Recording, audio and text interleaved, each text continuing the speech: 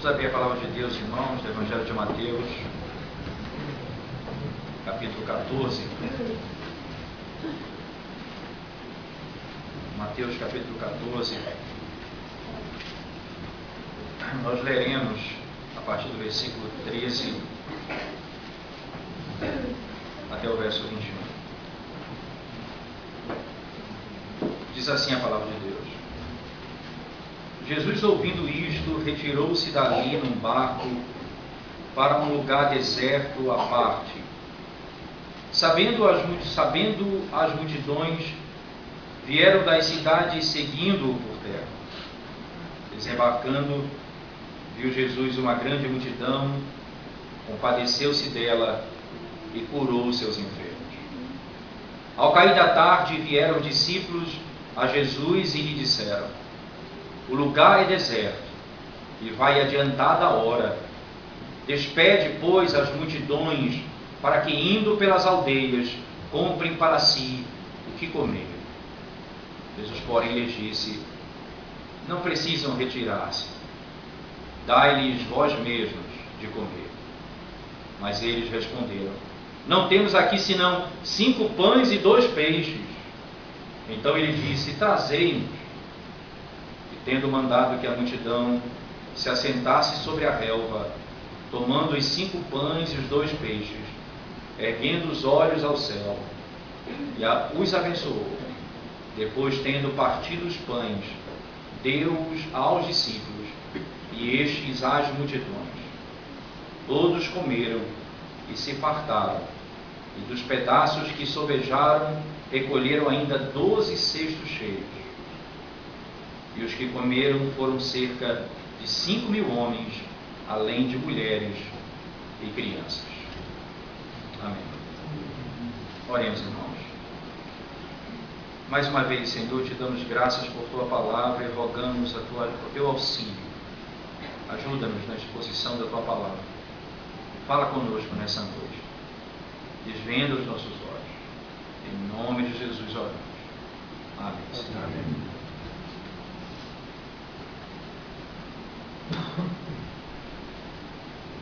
Essa narrativa do capítulo 14, verso 13 a 21,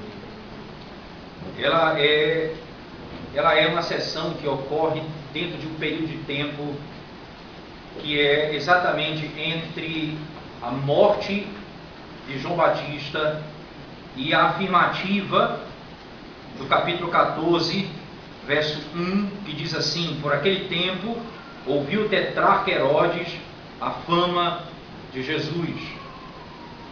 Então essa narrativa ela ocorre nesse período e ela tem como objetivo nos levar para o momento crucial da história do Evangelho, que é a crucificação e a ressurreição de Cristo. É como se aqui morreu o último profeta do Antigo Testamento. Simbolicamente, não que aqui tenha iniciado o ministério de Cristo, mas aqui certamente começa a sua caminhada mais rapidamente em direção à cruz. Um ano depois desse evento, Cristo será crucificado. Esse evento é o único evento que todos os evangelistas falam sobre ele. Não apenas os sinóticos, até mesmo João fala acerca desse evento.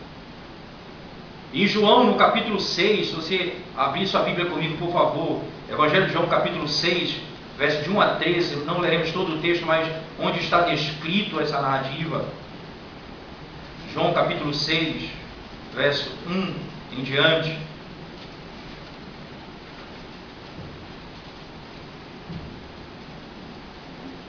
Verso 4, veja aqui, do verso 1 ao 4 diz assim: depois destas coisas, atravessou Jesus o mar da Galileia, que é o de Tiberíades, seguiu numerosa multidão, porque tinham visto os sinais que ele fazia na cura dos enfermos.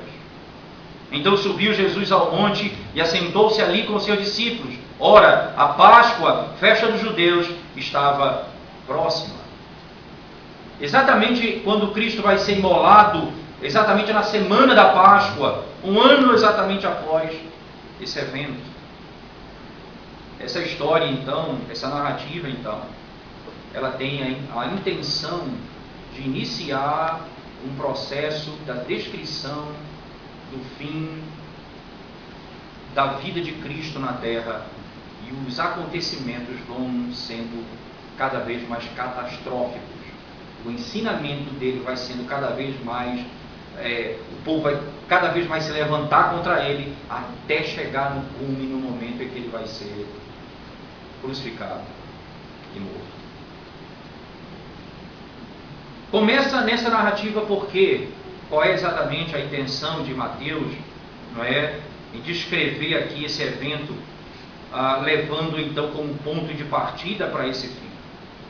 Ora, aqui nós temos de maneira clara Jesus Cristo estabelecendo quem é Ele, o que Ele faz, quem são os seus discípulos e o papel deles para com o mundo.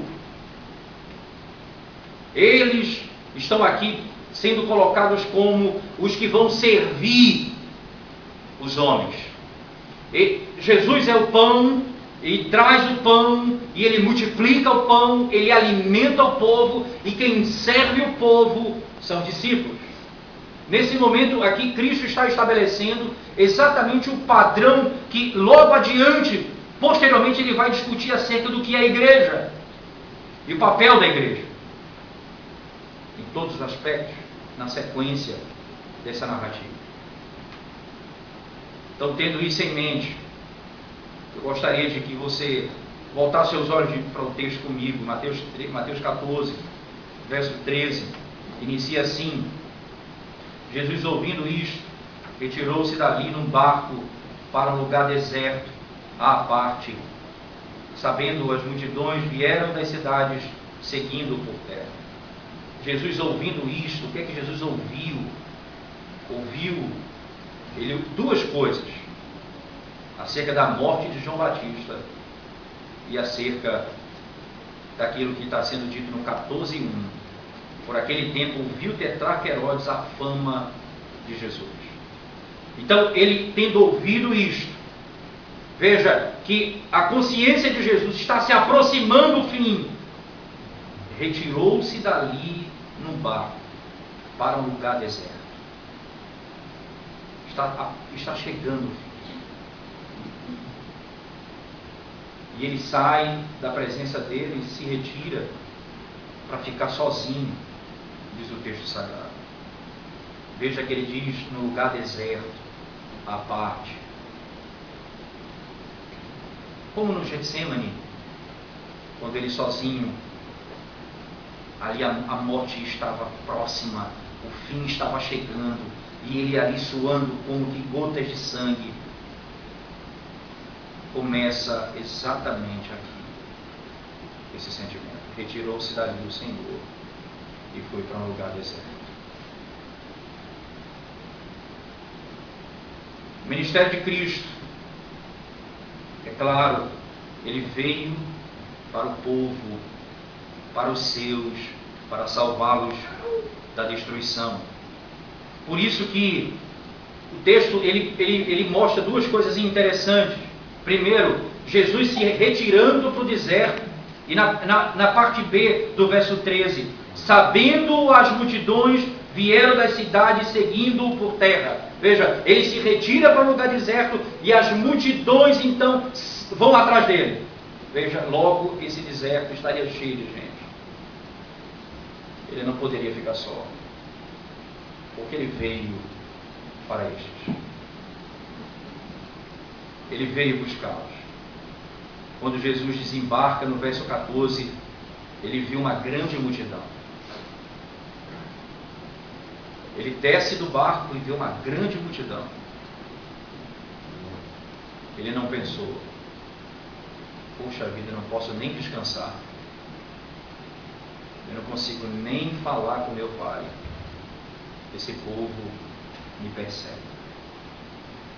Não. Diz o texto sagrado que ele se compadeceu daquele povo. Ele se compadeceu daquele povo. Quantas vezes nós estamos no corre-corre da nossa vida e achando que nós estamos extremamente cansados, porque já fizemos muita coisa para Deus e precisamos de um descanso, relaxar um pouco. Então, se alguém vem nosso pedindo socorro, ou querendo nossa ajuda, ou coisa assim, você diz: eu não posso agora porque eu estou descansando. Jesus Cristo não fez assim. Mas não foi apenas uma questão desse tipo de sentimento. Ele se compadeceu. O coração dele foi movido. Ele teve piedade daquele povo.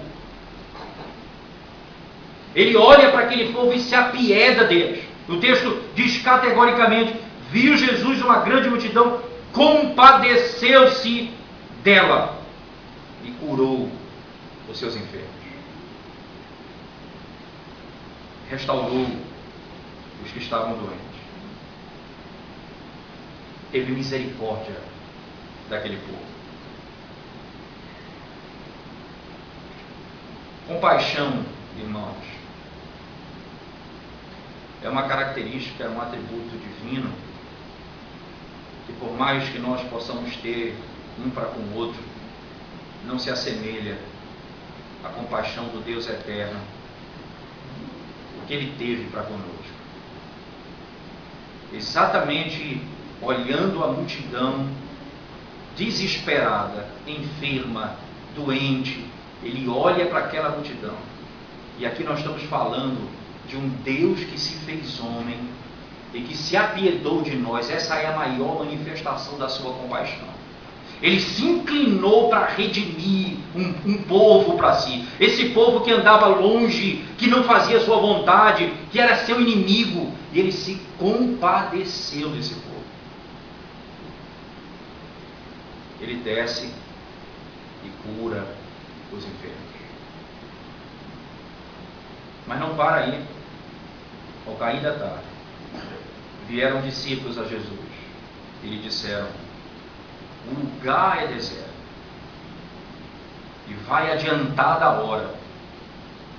Despede, pois, as multidões, para que, indo pelas aldeias, comprem para si o que comer. Os discípulos, distintamente de Cristo, tinham uma postura diferente para solucionar problemas. E aqui eles estavam aprendendo com Cristo, obviamente, o que fazer. Estavam fazendo o que era errado e Cristo estava ensinando como fazer.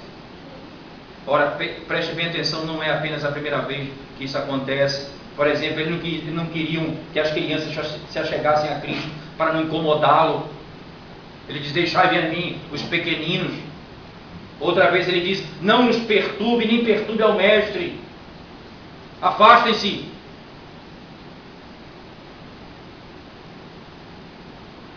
Soluções rápidas. Queremos nos livrar das pessoas logo. Nós não damos atenção ao que elas estão falando. Nós queremos rapidamente ali: por favor, vá embora, eu não quero mais saber do que está acontecendo. A solução rápida. E ele aqui: Senhor, despede essa multidão logo, porque não tem o que comer. Olha, aqui nós estamos numa região, veja que a palavra aqui utilizada, as multidões, porque pelas aldeias comprem para si o que comer. Essa expressão, lugares desertos, não é? Despede, olha, na primeira seção do verso 15, o lugar é deserto. Esse deserto aqui, não é que eles estavam morando dentro do deserto, não era essa a ideia. O deserto aqui era um lugar que era difícil encontrar uma casa. Então, para aqueles que pudessem comprar alguma coisa para comer, era tão distante um do outro que era difícil achar. Ele diz: Senhor, é adiantada a hora. Despede, veja bem, é lógico isso. Pois as multidões, despede logo as multidões para que quando eles forem, eles cheguem nas aldeias e possam comprar para si o que comer. Veja, uma questão estratégica muito rápida. Vamos resolver isso dessa forma: despede esse povo, para que eles encontrem o que comer. Ora, irmãos, é impressionante isso. Jesus que acabara de curar enfermos, que tinha no Evangelho de João transformado água em vinho, que havia manifestado o seu poder de outras maneiras. Os discípulos foram testemunhas oculares daquilo, mas a solução deles foi a mais rápida possível. Despede a multidão. Jesus disse: não precisam retirar-se, dai-lhes vós mesmos de comer. E aqui o que Cristo está dizendo aos discípulos, irmãos, não é simplesmente uma expressão de desafio. Ele estava dando uma ordem: vocês precisam dar a eles o que comer.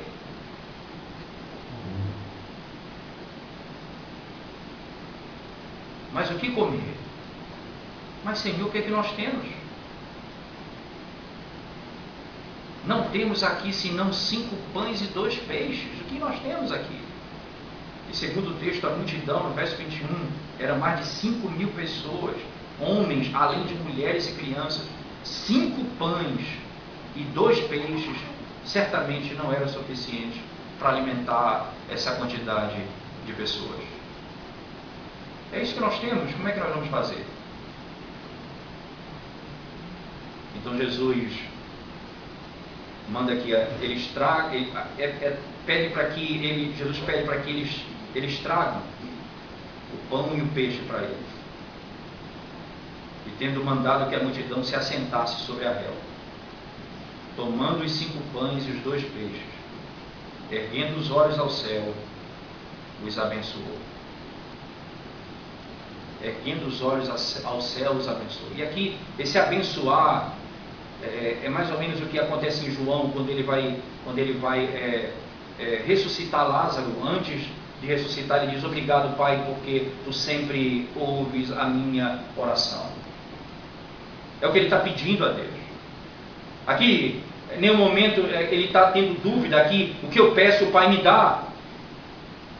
Porque o que eu peço é para a glória dele. Então ele dá graças pelo alimento. E esse dar graça aqui é a consciência, não é apenas dizer obrigado pelo alimento que nós temos, simplesmente. Além disso, é a certeza de que ali ele está determinando que aquele alimento será suficiente para alimentar aquela multidão inteira. Como o milagre aconteceu, não tem como explicar. Porque se eu explicar, já não é mais milagre. Como 5 pães alimentam 5.000 pessoas, e depois no texto sobram 12 cestos, realmente eu não tenho, porque 12 cestos, só a sobra, já são mais do que 5 pães e 2 peixes. Mas naquele momento ele simplesmente faz assim, ele ora e dá graças a Deus. E manda os discípulos servirem a multidão. Veja o que o texto diz, verso 19: e tendo mandado que a multidão se assentasse sobre a relva, tomando os 5 pães e os 2 peixes, erguendo os olhos ao céu, os abençoou. Depois, tendo partido os pães, deu-os aos discípulos e estes às multidões. Veja a relação. Ele parte o pão, dá aos discípulos e os discípulos à multidão. Antes ele disse, no versículo 16: não precisam retirar-se, dai-lhes vós mesmos de comer. E aqui, obviamente, o Senhor não está pensando que eles iam dar de comer daquilo que era deles mesmos, mas o que procedia de Deus. E ele então ora ao Pai, e aquele pão que vinha de alguém, porque vai ser dito no outro evangelho, porque Mateus, Marcos e Lucas, Lucas, Marcos e João também falam do texto, e um deles vai descrever que um jovem trazia uma bolsa com esses pães e peixes. E ali o Senhor multiplica por meio da oração. Ele ordena e de alguma maneira aquele pão multiplica, aqueles peixes se multiplicam. Ou foi na hora da oração ou na hora que estava sendo servido, não se sabe exatamente. O fato foi que, de maneira assombrosa, ele ia servindo a multidão e o peixe e o pão não cessava de ter dentro do cesto. Ora, nós já vimos histórias como essa no Antigo Testamento. A viúva que não parava de sair azeite em nenhum momento. A farinha que tinha o necessário para comer nunca cessou. Nós temos no Antigo Testamento histórias como essa. O Deus que providencia para o seu povo o necessário para viver. Ora, irmãos, se Ele estava ali providenciando a palavra que vem dos céus, não providenciaria o alimento terreno? Não é isso que Mateus disse no capítulo 6? Porque vocês andam ansiosos por coisas desse mundo? Não é a vida maior do que o alimento, maior do que a vestimenta, maior do que qualquer outra coisa que você possa ter nessa vida? Sim, a vida é superior. E se Deus deu a vida a você, não dará a você o necessário para sustentar a tua vida? Se a vida você não teve por teu esforço ou capacidade, por que então você acha que o teu sustento tem que ser necessariamente obra do teu esforço e da tua capacidade? O Deus que deu a vida, sustenta a vida. O Deus que deu a vida, Ele sustenta a vida. E um pão que depois da oração se torna em muitos, e um peixe que depois da oração se torna em muitos, serve para alimentar uma multidão. Verso 20, diz o texto sagrado: todos comeram e se fartaram, e dos pedaços que sobejaram, recolheram ainda 12 cestos cheios. E dos pedaços que sobrejaram, recolheram ainda 12 cestos cheios. E aqui o Senhor, Ele dá para satisfazer a necessidade do povo,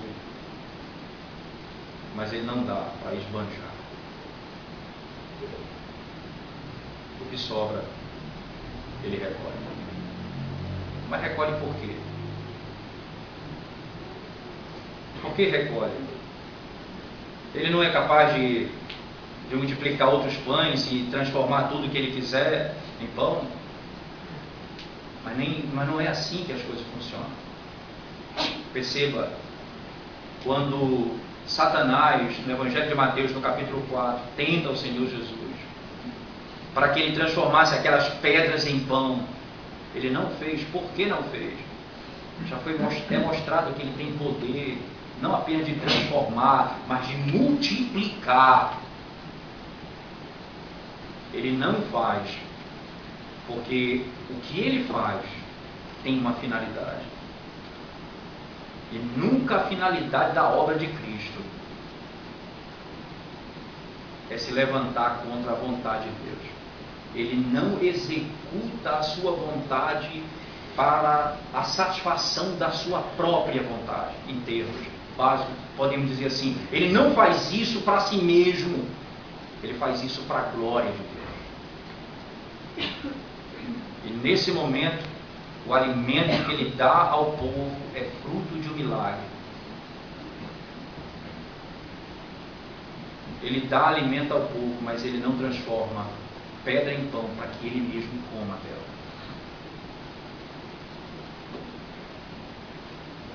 Para que Ele mesmo se alimente dela. Agora, no momento em que ele recolhida esses cestos todos, não é? 12 cestos cheios, diz o texto no verso 21, e os que comeram foram cerca de 5.000 homens, além de mulheres e crianças. Você imagina aqui pelo menos 15.000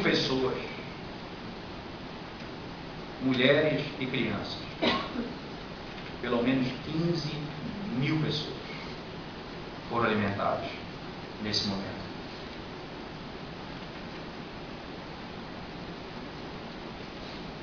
O Senhor Jesus e o evangelista Mateus, não é? Ele nos dá algum conceito básico da intenção dessa história. Não é? Nós vimos aqui o primeiro ponto, que na nossa introdução, que exatamente estabeleceu um ponto de partida para o fim da história. João vai dizer que é o fim que é a Páscoa, que um ano depois vai ser quando Cristo vai morrer. Mas também ele também estabelece um padrão da relação da obra de Cristo e a igreja e o seu povo. Isto é, o Senhor Jesus aqui está dizendo: eu sou o pão da vida, eu alimento, o pão procede de mim, todas as coisas procedem de mim, e eu entrego ao povo por meio dos discípulos. Vocês vão servir o povo, vocês vão entregar ao povo aquilo que é meu. Então, ele também estabelece um ponto fundamental. Vocês não precisam se livrar das pessoas com muita rapidez. Vocês não podem se livrar das pessoas. Deus chamou vocês para isso. Se você foi chamado para essa função, vocês precisam entregar a vida nesse sentido.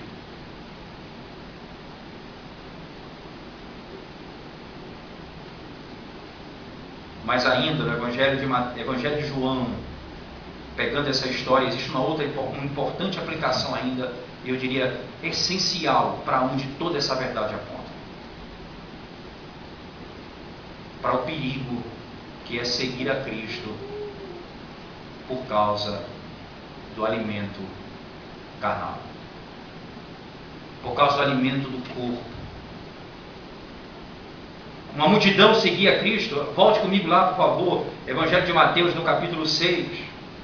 Desculpa, Evangelho de João, no capítulo 6. Acompanhe comigo, por favor.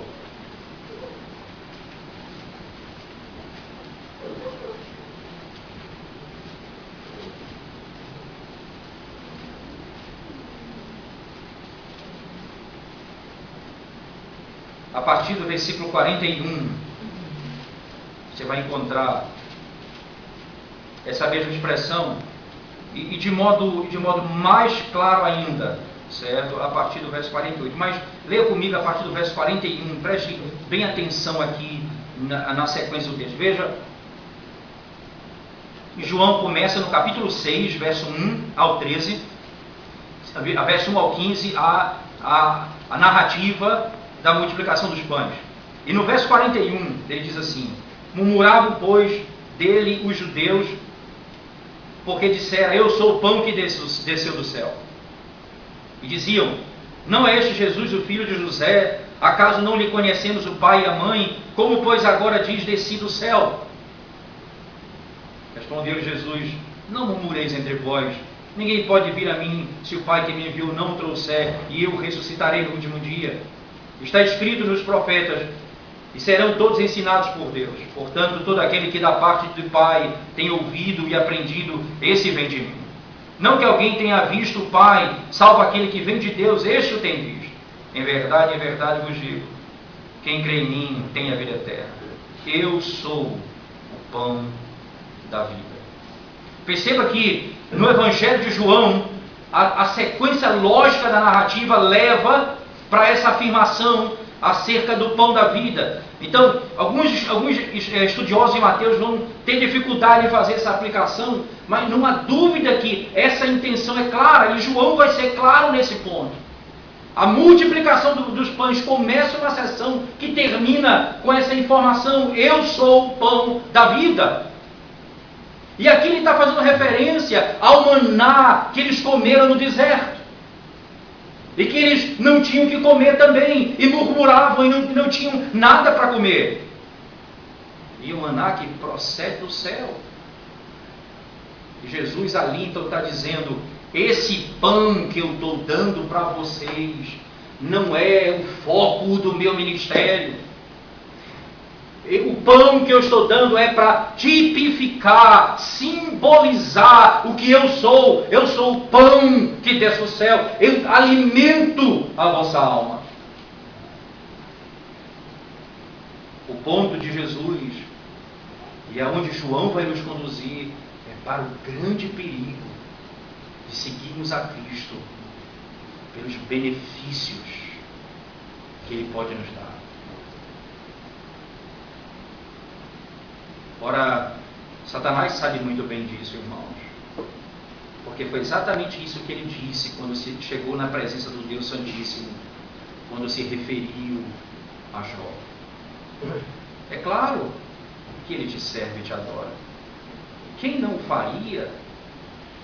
Olha só o que o Senhor tem feito. O Senhor tem dado tudo para ele. Ele só te adora por causa das coisas que o Senhor tem dado a ele. Jesus está dizendo: eu sou o pão da vida. O pão que eu alimentei vocês aponta para mim mesmo. Acompanhe comigo ainda, irmãos, na sequência do texto. Verso 49 em diante. Vossos pais comeram o maná no deserto e morreram. Este é o pão que desce do céu, para que todo que dele comer não pereça. Eu sou o pão vivo que desceu do céu. Se alguém dele comer, viverá eternamente. E o pão que eu darei pela vida do mundo é a minha carne. Disputavam, pois, os judeus entre si, dizendo: como pode este dar-nos a comer a sua própria carne?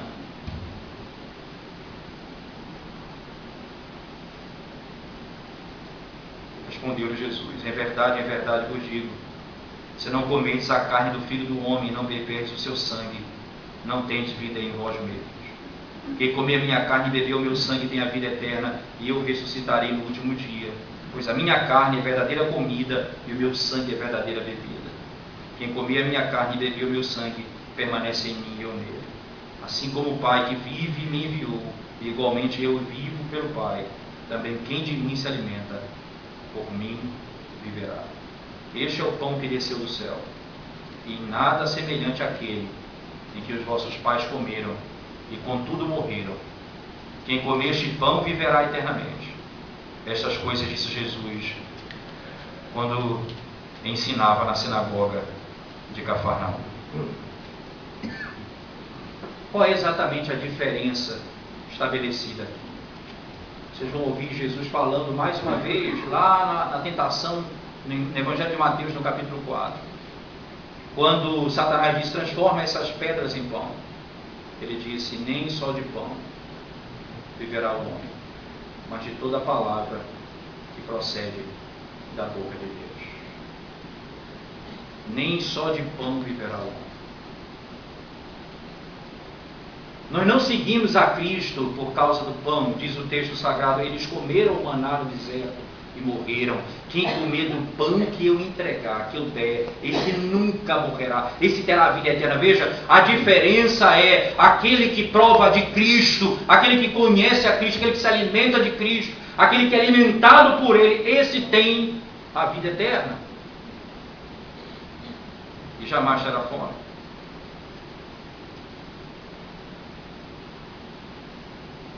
Sabe o que aconteceu na época de Jesus, no Evangelho de Mateus? Desculpe, no Evangelho de João, no texto que nós lemos.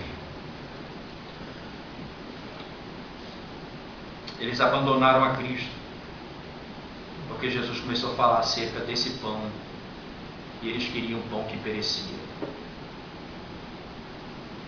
E Jesus disse: se vocês não comerem o pão que eu tenho para dar, vocês não terão a vida eterna. Sabe o que aconteceu?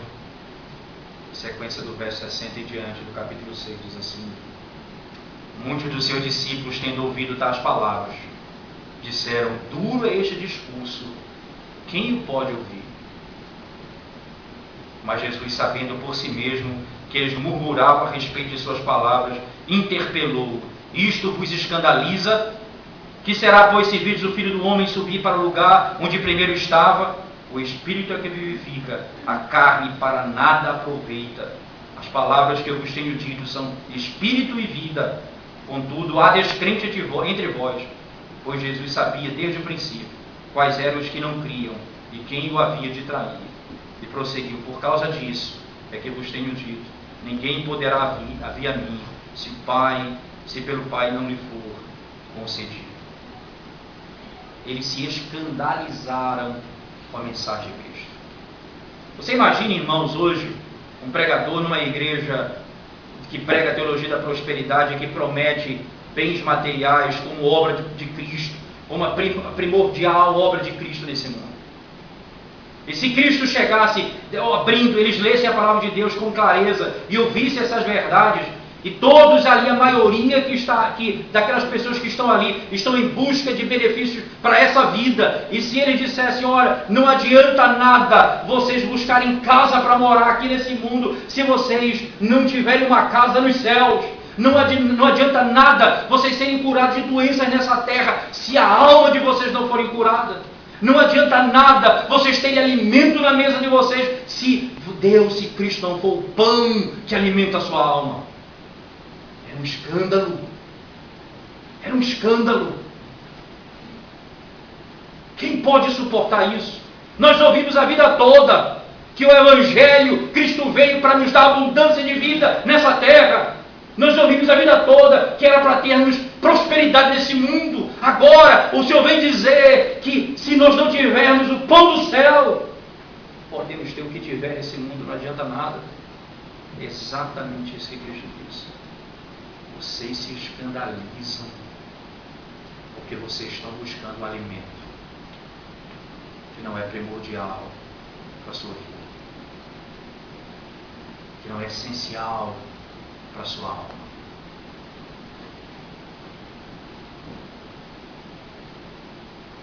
Quantos de nós, irmãos, temos investido o nosso tempo quase que na sua totalidade em busca de recursos nesse mundo, e para adquirir tanta coisa nessa terra, e a nossa alma não se alimenta do pão que desce do céu, e não traz vida para a minha vida.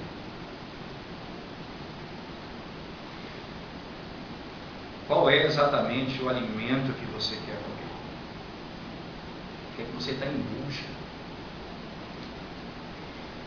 O que é que você quer? Do que você quer se alimentar?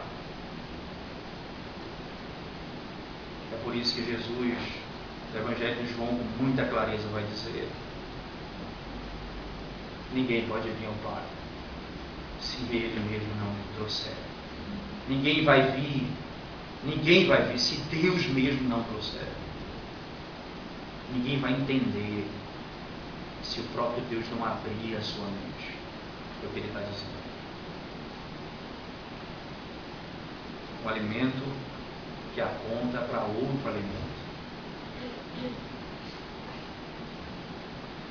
Veja, apenas o evangelista João, ele é mais claro nessa continuidade de entendimento.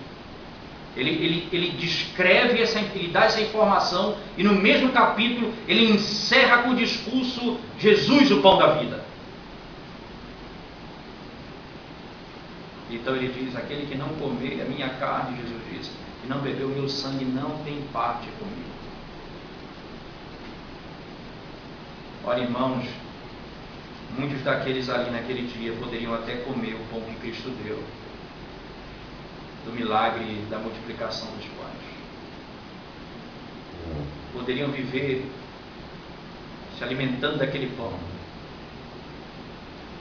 mas se eles não provassem de Cristo, para onde aquele pão apontava, eles não teriam a satisfação da sua alma, a plenitude da salvação. O pão é o maná que desce ao céu. O pão é Cristo. O que Jesus está ensinando então lá em Mateus, voltando ao nosso texto específico em Mateus, voltando ao foco do evangelista Mateus. Aqui nós temos, irmãos, a preocupação de Mateus em estabelecer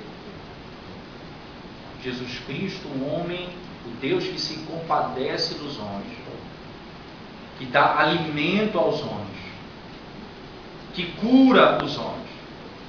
Mas assim como todo milagre que Cristo fez apontava para algo superior, assim também o alimento com o pão apontava para o pão que desce do céu, que é Ele mesmo.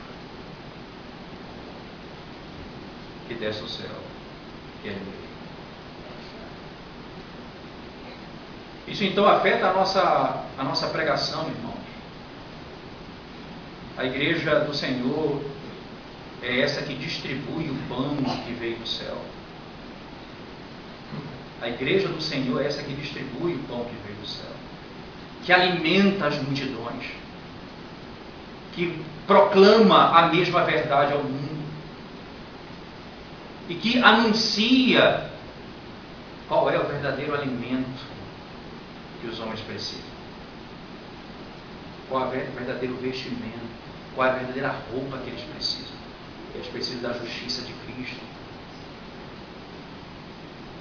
Eles precisam de salvação. Mas Jesus Cristo faz isso suprindo uma necessidade física, mas não como um fim em si mesmo, apontando para o pão que desce do céu. Não como um fim em si mesmo. Esse aqui não é uma... Certa vez eu ouvi uma exposição desse texto em que a pregação era completamente social. E o tema era: nós multiplicamos quando nós dividimos. Então ele foi falar acerca, dividir o que nós temos para multiplicar para as outras pessoas. É a distribuição daquilo que nós temos. E era uma perspectiva completamente socialista, a ideia de que o papel da igreja é esse papel social. É por isso que, graças a Deus, que é uma narrativa que está descrita em todos os evangelhos, e você pode extrair verdade de todos esses evangelhos, dessa mesma história. E João, no meu entendimento, é o que é mais claro nesse ponto, levando exatamente para esse fim, para fazer a distinção. Se não fosse assim, ele não encerraria o capítulo 6 dizendo abertamente: vocês me procuram, diz o Senhor, pelo pão que perece. Vocês me procuram pelo pão que perece. Vocês me buscam pelo pão que perece. Vocês vêm atrás de mim pelo alimento que eu posso dar, mas não pelo pão da vida, a vida eterna. E diz o texto: aquele que come desse pão jamais terá fome. Jamais terá fome. E esse é um pão que eu não preciso comer dele de novo, é só uma vez. Diferentemente do pão material, que eu preciso comer todo dia, esse pão eu não preciso comer todo dia. Uma única vez eu estou satisfeito por toda a eternidade. Por toda a eternidade. E o Senhor Jesus, Ele traz essa satisfação ao povo que o segue. Ele dá o alimento para o povo que o segue. Ele sustenta o povo que o segue, o seu povo. E nós não podemos, irmãos, em hipótese alguma, desviar os nossos olhos dessa verdade, para que a motivação que nos faz seguir a Cristo não seja outra, senão Ele mesmo, não os benefícios que Ele tem para me dar. Que seja a glória dEle, não aquilo que eu tenho para receber dEle. Ele me dá o pão, mas Ele é o pão que sacia a minha fome.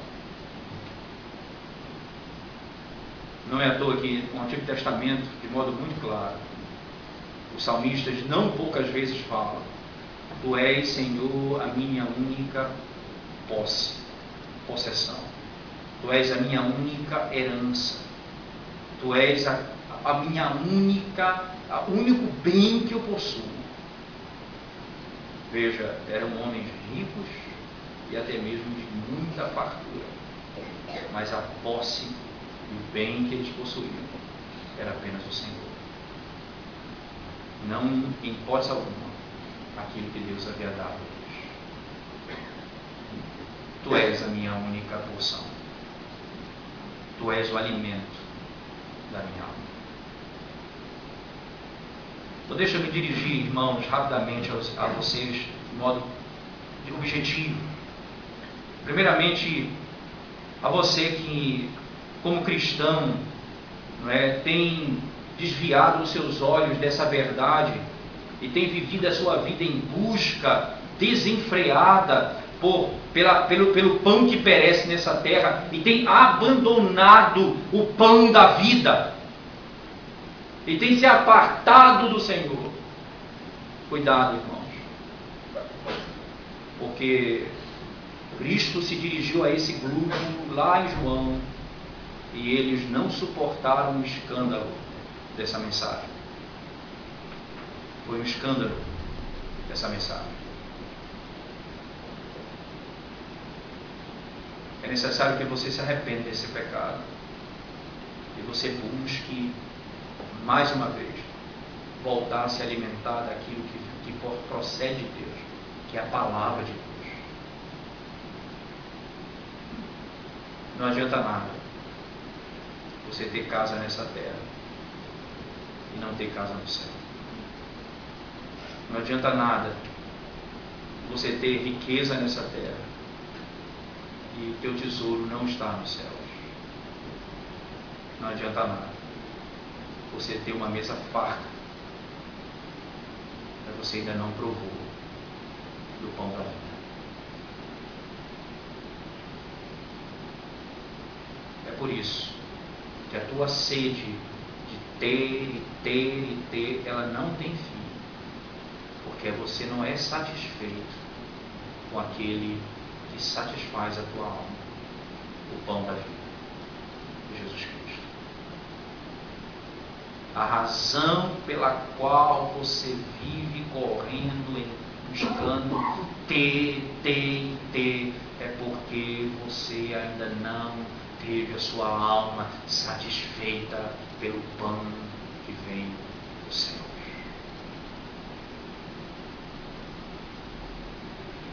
Arrependa-se, irmão, nessa noite. Agora eu preciso também me dirigir a você que não conhece o Senhor e que pensa que seguir a Cristo vir atrás de benefícios que Ele possa dar para você, ou que Ele possa dividir com você, imaginando que se eu for à igreja, não é? Se eu for à igreja, eu vou poder receber de Deus algum benefício. Eu vou cumprir o ritual, eu vou participar de um sistema, eu vou pagar um determinado valor, então o Senhor vai me dar aquilo que eu paguei, que eu mereço.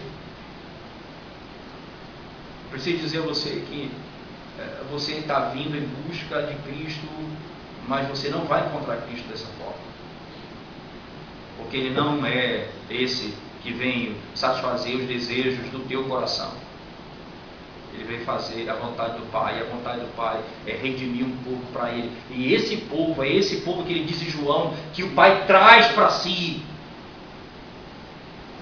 que o Pai aproxima pelo seu próprio poder. É exatamente o povo que vai ter os olhos desvendados para buscar o alimento verdadeiro, a satisfação da sua alma. Você que não conhece ao Senhor Jesus, você diz assim: eu estou desesperadamente em busca de marido. A mulher diz: você não precisa de um marido, você precisa de Cristo. Eu estou desesperadamente em busca de resolver um problema financeiro. O seu problema não é financeiro. O seu problema é Cristo. Você diz assim: eu estou precisando urgentemente conseguir um emprego. O teu problema não é emprego. O teu problema é Cristo.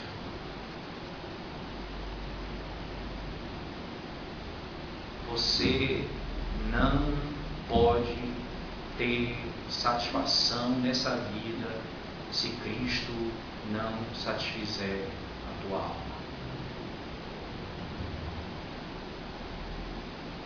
Você não vai parar de correr desenfreadamente nesse mundo se Cristo não satisfizer os desejos, a verdade que verdadeiramente, a necessidade real da tua alma, que é do pão da vida. E aqui, irmãos, eu preciso dizer, você que não conhece o Senhor, se você conhecer Ele, você vai ouvir falar da verdadeira satisfação. Uma certa mulher, chamada Samaritana, conhecida como Samaritana, não o nome, mas ela era de Samaria. E essa mulher, ela ouviu daquele que é o pão da vida, que é a água que mata toda a sede, ela ouviu do Senhor eterno a seguinte expressão: me dê um pouco d'água, eu preciso de água para beber. Ele disse a ela: se você soubesse quem está te pedindo água, você me pediria água, e eu te daria a água da vida. E essa água, ela jorraria na sua alma por toda a eternidade. O homem, ele tem dificuldade em entender a verdade. Tudo para ele é literal. Veja que lá em João eles disseram, quando Jesus disse: vocês têm que comer da minha carne, eles disseram: como vamos comer o corpo dele? A mulher samaritana disse também: ora, eu quero essa água, porque eu não quero mais voltar aqui para pegar água, é muito trabalhoso. Ela pensou que ia resolver o problema dela de pegar água todo dia, do trabalho que ela tinha diário. Ela acreditava que Cristo ia resolver esse problema do trabalho dela diário. Jesus não veio fazer isso. Jesus veio fazer, na sequência do texto, resolver o maior problema da alma dela. Chama o teu marido. Eu não tenho marido. Jesus disse: falaste a verdade. Se tu já tiveste 5 e o que tu tens hoje não é o teu marido.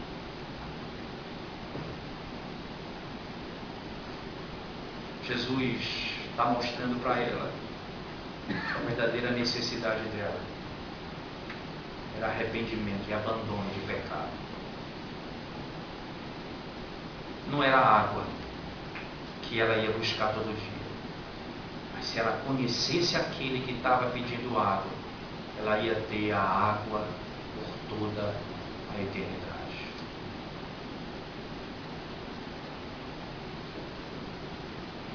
Você que não conhece a Cristo ainda e que corre atrás do pão, você não vai se satisfazer nesse mundo se Cristo não for o teu alimento. Se Cristo não for o teu alimento. Arrependa-se e coma do corpo e beba o sangue, isto é, alimente-se daquele Deus, do Deus eterno que se tornou homem como nós, para redimir o povo para si. Então, certamente, Ele satisfará a sua alma. Amém. Vamos orar mais uma vez. Senhor bendito, nós te damos graças por tua palavra e tua misericórdia para conosco. Fala conosco, ó Deus.